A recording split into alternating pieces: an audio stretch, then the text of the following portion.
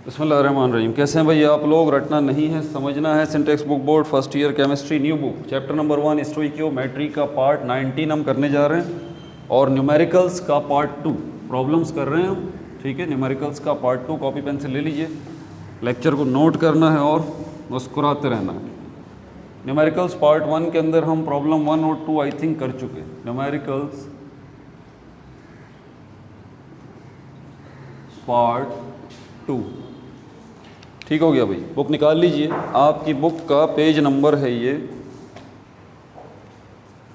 Page number 20 और यहाँ पर ये है हमारे पास थर्ड प्रॉब्लम। कौन सी प्रॉब्लम है ये? थर्ड प्रॉब्लम है। मैं पढ़ के बता देता हूँ आपको। पीडीएफ खोल लीजिए या बुक खोल लीजिए, पूरी प्रॉब्लम नहीं लिख सकता, मुश्किल है। Aluminium chloride is used in the manufacturing of rubber. Aluminium chloride जो है वो रबर की तैयारी में इस्तेमाल की जाती है। It is produced by allowing aluminium to react with chlorine gas. तो एल्युमिनियम जो है वो, इसके लिए एल्युमिनियम क्लोराइड बनाने के लिए आपको क्या चाहिए? आपको एल्युमिनियम चाहिए और क्लोरीन गैस चाहिए। आप इन दोनों को रिएक्ट करा रहे हैं और टेम्परेचर क्या दे रहे हैं? 650 डिग्री सेंटीग्रेड। ठीक है भाई। और इससे जो एल्युमिनियम क्लोराइड बन रहा है उससे क्या बना रहे हैं आप? रबर बना रहे हैं। ये वो आपको बता रहा है। इक्वेशन उसने दी हुई है, ये रही। 2 मोल एल्युमिनियम के हैं और क्लोरीन के साथ इसको रिएक्ट करवाया जा रहा है। क्लोरीन के मोल हमारे पास कितने हैं? 3 मोल हैं हमारे पास क्लोरीन के, और इससे 2 मोल एल्युमिनियम क्लोराइड के बन रहे हैं। ठीक है भाई, ये इक्वेशन आपके पास उसने दे दी है। अब आगे क्या बोल रहा है? आपको मास दे रहा है। When 160 gram aluminium reacts with, ये एल्युमिनियम का मास आपको दे रहा है। डेटा बनाइए। Mass of aluminium, mass of aluminium उसने आपको दिया है 160 ग्राम। ठीक हो गया। और आगे बता रहा है कि एल्युमिनियम क्लोराइड जो बन रहा है इसका मास दिया है उसने आपको, क्लोरीन का मास नहीं दिया आपने उसको। ठीक है, ये बात जहन में रखें। एल्युमिनियम क्लोराइड जो अब बन रहा है वो कितना बन रहा है? बोल रहा है मास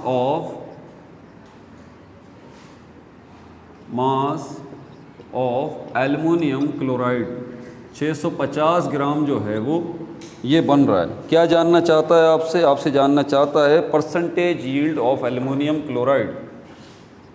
परसेंटेज यील्ड किसकी?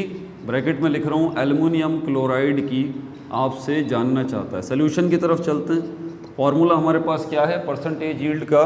परसेंटेज यील्ड बराबर है एक्चुअल या प्रैक्टिकल यील्ड के। एक्चुअल यील्ड या प्रैक्टिकल यील्ड, इसको आप डिवाइड करेंगे थ्योरेटिकल यील्ड पे। थ्योरेटिकल यील्ड इस पे डिवाइड करेंगे और मल्टीप्लाई करेंगे 100 से, तब जाके आप परसेंटेज यील्ड जो है वो फाइंड आउट कर सकते हैं। तो एक्चुअल यील्ड आप ये समझ जाइए कि ये होती कौन सी है, ये हमेशा कम होगी। थ्योरेटिकल यील्ड हमेशा सबसे ज़्यादा होगी, ये बात आप जहन में रख लें। ठीक है। एक्चुअल यील्ड इसके अलावा कौन सी होगी? जो आपको गिवन दी हुई है इसमें। यील्ड वर्ड का मतलब ही होता है प्रोडक्शन या पैदावार, और इक्वेशन में आपको प्रोडक्शन हमेशा राइट हैंड साइड पे नज़र आती है। तो इसके बारे में बात हो रही है। तो ये जो उसने 650 ग्राम आपको दिया है, ये क्या है? ये एक्चुअल यील्ड है आपका, ये आपका प्रैक्टिकल यील्ड है।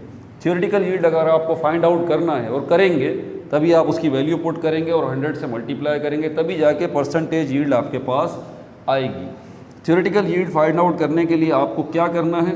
आपको यहाँ पर ये जो रिएक्टेंट है, यूनिटरी मेथड यूज़ करते हुए ये जो प्रोडक्ट है इसका मास फाइंड आउट करना है। दोबारा अपनी बात रिपीट कर दूं कि ये जो रिएक्टेंट है इसकी मदद से आपने इस प्रोडक्ट का मास फाइंड आउट करना है। अब आप बोल रहे होंगे सर इस प्रोडक्ट का मास तो दिया हुआ है, ये रहा 650 ग्राम मास ऑफ एल्युमिनियम क्लोराइड। नहीं भाई, अगर आपने ये वीडियोस देखी हैं जिसमें हमने प्रैक्टिकल यील्ड और परसेंटेज यील्ड ये सारा टॉपिक हमने कवर किया है, तो हमें ये बात पता चली थी कि जो ज़रूरी नहीं है कि जो आपकी इक्वेशन बता रही है मास उतना ही मास बने। ये बात हमेशा आप याद रखें। कोई भी चीज़ आप बनाते हैं 100% अचीवमेंट आपको नहीं होती, ये बात तय है। कुछ ना कुछ मास आपका लॉस होगा ही होगा। समझ में आ गई बात? तो यहाँ पर एल्युमिनियम और क्लोरीन को जब आप मिला रहे हैं और उसके नतीजे में एल्युमिनियम क्लोराइड बना रहे हैं, तो आप जितना कैलकुलेट कर रहे हैं ज़रूरी नहीं है कि एक्चुअली उतना ही बने। तो आपकी कैलकुलेशन जो है वो कितनी प्रोडक्शन बता रही है, आपकी कैलकुलेशन कितनी प्रोडक्शन बता रही है, इसको हम कहते हैं क्या, इसको हम कहते हैं थ्योरेटिकल यील्ड।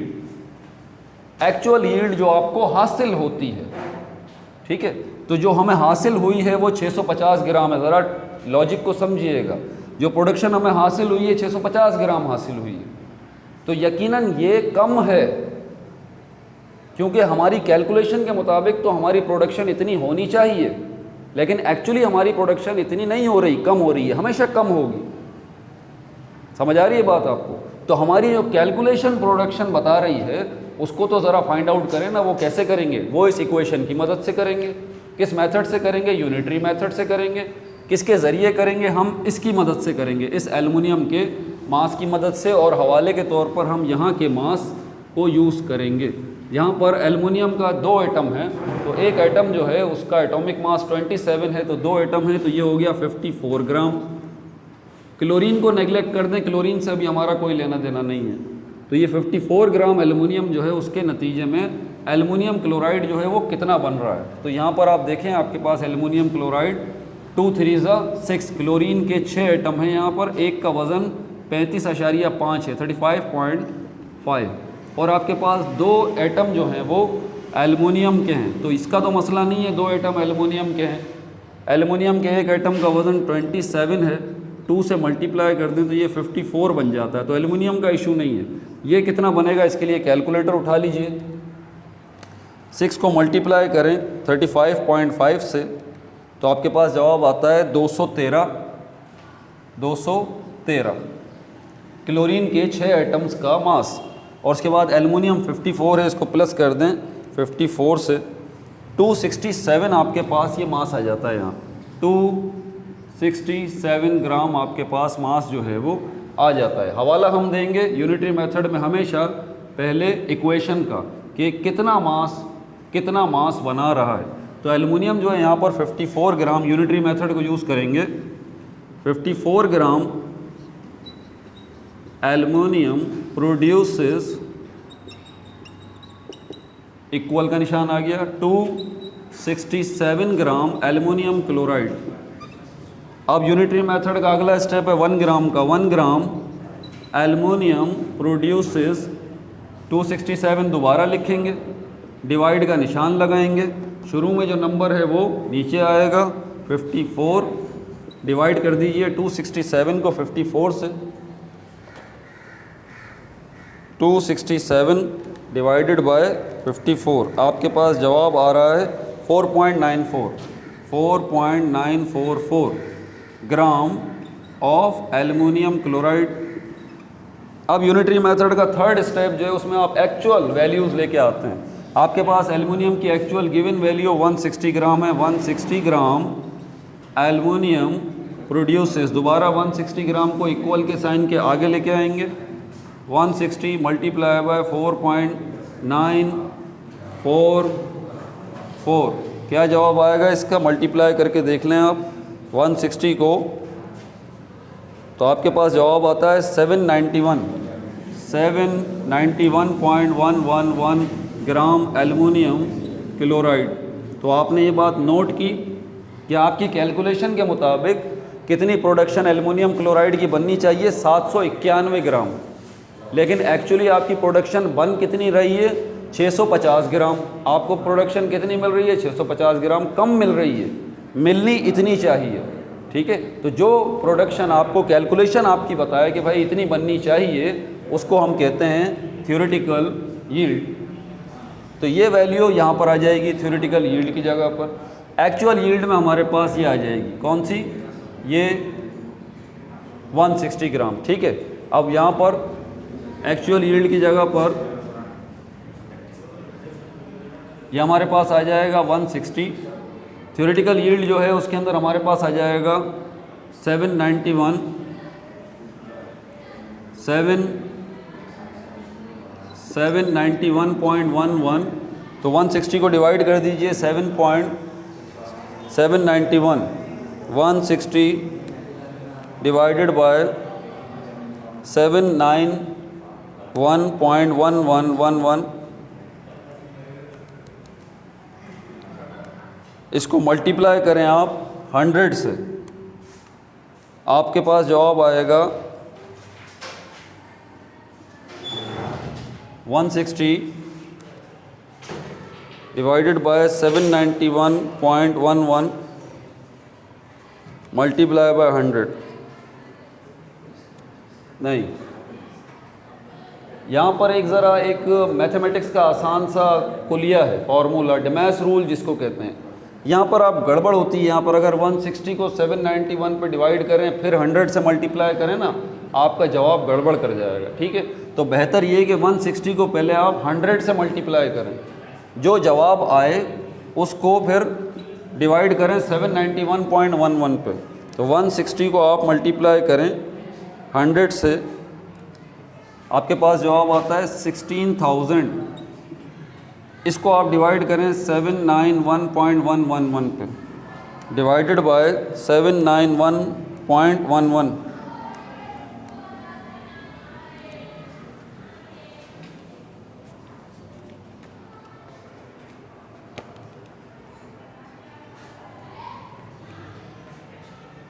सॉरी 160 नहीं आएगा भाई, यहाँ पर आएगा 650। मैं यही तो सोच रहा था कि जवाब सही क्यों नहीं आ रहा है। 650, ठीक है, 650 ये है हमारे पास एक्चुअल यील्ड।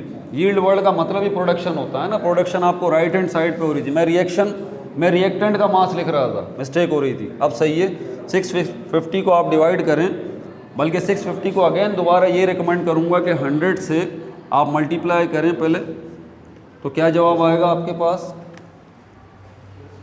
650 मल्टीप्लाई बाय 100, ये हो जाएगा आपके पास 65000। इसको आप डिवाइड कर दें 791.111। अब आपके पास बिल्कुल सही जवाब आ रहा है इसका 82.16। इसके साथ परसेंट का निशान लगाना मत भूलिएगा, ये वाला, ये है 82.16 आपकी क्या परसेंटेज यील्ड। ठीक है, ये क्या है आपकी परसेंटेज यील्ड। क्लियर हो गई बात। अब आगे चलते हैं। यहाँ पर प्रॉब्लम, नेक्स्ट प्रॉब्लम जो है हमारे पास वो कौन सी है, 4th प्रॉब्लम देखते हैं।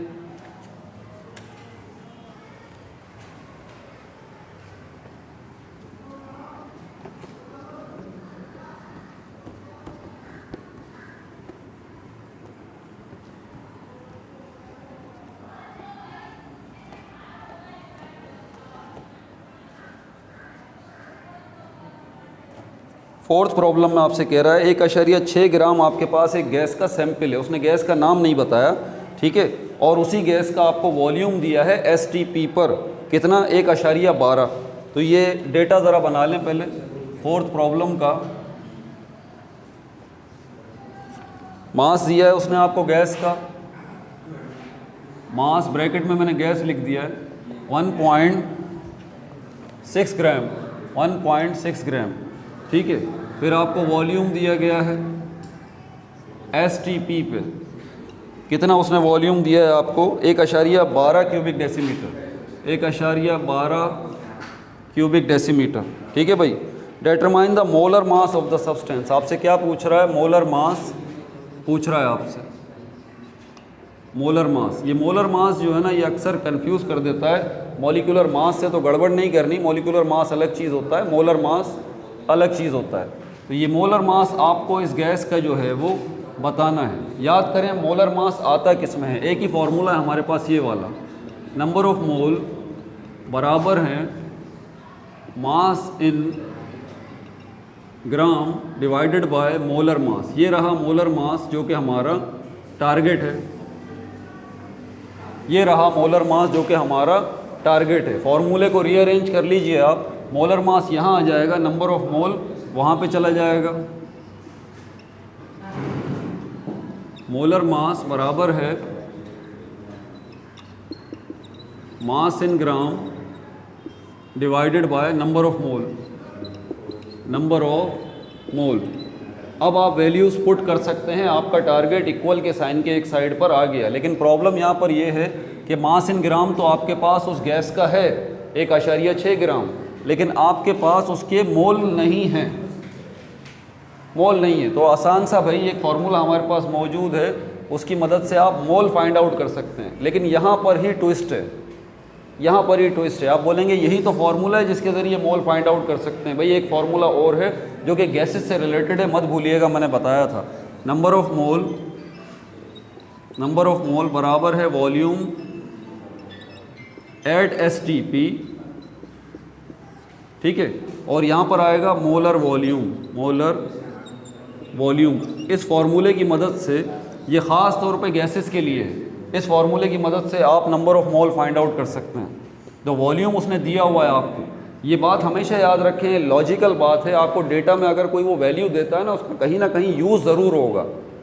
देखिए उसने आपको वॉल्यूम भी तो दिया है ना, तो कहीं ना कहीं तो उसका यूज़ होगा। तो यहाँ पर अगर आप ये यहाँ पर यूज़ होगा volume at STP 1.12 divided by molar volume STP के ऊपर किसी भी गैस का 22.4 क्यूबिक डेसीमीटर होता है।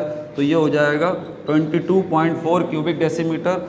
1.12 को डिवाइड कर दीजिए, 1.12 को डिवाइड कर दीजिए 22.4 क्यूबिक डेसीमीटर के ऊपर। तो यहाँ पर आपका इसका जवाब आएगा 0.05 मोल्स। तो ये मोल आपके पास आ गए, नंबर ऑफ मोल। अब इन मोल्स को आप यहाँ पे पुट कर सकते हैं, इस जगह पे नंबर ऑफ मोल, तो आपके पास मोलर मास जो है वो आ जाएगा। तो मैं यहाँ वैल्यू पुट कर रहा हूँ, मास इन ग्राम आपको दिया हुआ है 1.6 ग्राम, ये आ गया 1.6 डिवाइडेड बाय नंबर ऑफ मोल अभी आपने फाइंड आउट किए हैं 0.05। तो 1.6 को आप डिवाइड कर दीजिए 0.05 से, तो आपके पास जवाब आएगा 32 ग्राम। ये 32 आपके पास क्या आया है, ये आपके पास आया है मोलर मास ऑफ गैस। अब देखें उसने गैस का आपको नहीं बताया कि कौन सी गैस है, लेकिन इसका मोलर मास जब मेरे पास आया है 32, तो मैं पहचान गया हूँ कि ये कौन सी गैस है। एक ही गैस है जिसका मोलर मास 32 बनता है, और वो है ऑक्सीजन गैस। 2 एटम है ना ऑक्सीजन के, एक एटम का वजन 16 है, दूसरे का भी 16 है, 16 + 16 ये हो जाएगा 32। तो ये मोलर मास इस तरह से आपने फाइंड आउट कर लिया। ठीक हो गया भाई। पार्ट 19 के अंदर न्यूमेरिकल्स पार्ट 2 हमारा हो चुका। न्यूमेरिकल्स पार्ट 3 के अंदर इंशाल्लाह इस चैप्टर का लास्ट लेक्चर जो है वो दिया जाएगा। प्रॉब्लम नंबर 5 और प्रॉब्लम नंबर 6, ये दोनों जो है वो हम लास्ट पार्ट में इस चैप्टर के इसको निपटा देंगे। उसके बाद एटॉमिक स्ट्रक्चर हमारा शुरू होगा। अपना बहुत ज़्यादा ख्याल रखिएगा। और like, no subscribe, only share.